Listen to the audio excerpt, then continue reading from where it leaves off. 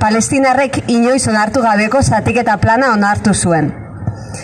1948an, milizia sionisten sarraskien ondoren, Israelgo estatuaren alde bakarreko sorrera eta Britaniar okupatzaileen irteera gertatu ziren.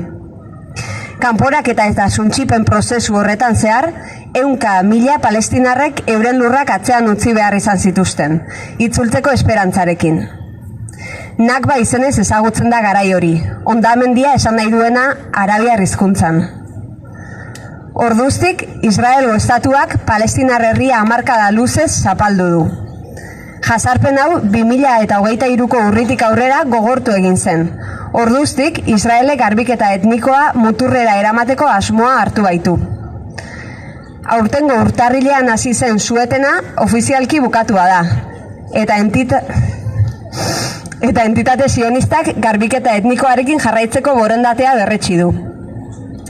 Milaka pertsona erail dituzte Gazan, eta Zisjordanian ere eraso etengabea gertatzen ari dira. Israelek Libanon, Sirian eta Gazan okupazioa denbora mugagabean luzatzeko asmoa adierazi du, eta Yemenen inoizko bonbardaketariko goltsuenak egin dituzte.